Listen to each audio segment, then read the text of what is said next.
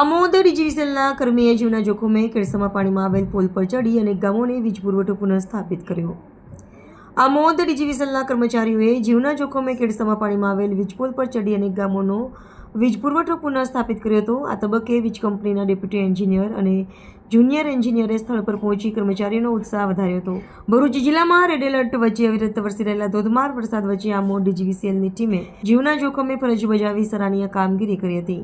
પહાજ ગેલમાર્ગ પર કમરસામાં પાણી અને જાડી ઝાકરા વચ્ચે ઉતરી વીજ લાઇનના ફોલ્ટ શોધી દૂર કરતા અનેક ગામોમાં ફરી વીજ પુરવઠો રાબેતા મુજબ શરૂ કરાયો હતો।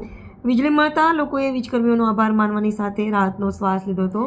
વરસાદની મોસમમાં વીજ કંપનીના કર્મચારીઓની અગ્નિ પરીક્ષા થતી હોય છે। એક તરફ વરસાદ વરસતો હોય અને બીજી તરફ વીજ સમસ્યાનું નિરાકરણ કરવા કર્મચારીઓ કામે લાગતા હોય છે। ગત રોજ ભારે વરસાદ વચ્ચે વાગરાથી ગેલફીડર તરફ જતી વીજ લાઇનમાં ટેકનિકલ ખામી સર્જાતા અનેક ગામોમાં વીજ પુરવઠો ખોરવાઈ ગયો હતો। સતત વરસાદ અને પાણી ભરાવાની વિકટ પરિસ્થિતિ છતાં આમોદ ડીજીવીસીએલની ટીમ ફોલ્ટવાળી જગ્યાએ પહોંચી હતી।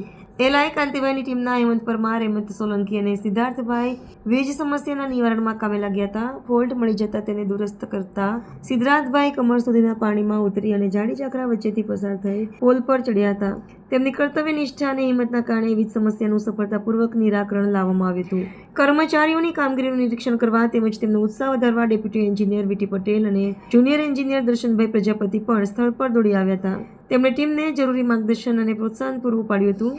વીજ પુરવઠો પુનઃ શરૂ થતાં ગેલફીડર હેઠળ આવતા અનેક ગામોના લોકોમાં રાહતની લાગણી પ્રસરી જવા પામી હતી। સતત વરસાદ વચ્ચે ડીજીવીસીએલના કર્મચારીઓની નિષ્ઠાપૂર્વકની કામગીરીની સ્થાનિક ગ્રામજનો તથા સરપંચોએ પણ ખુલ્લા દિલે સરાહના કરી હતી।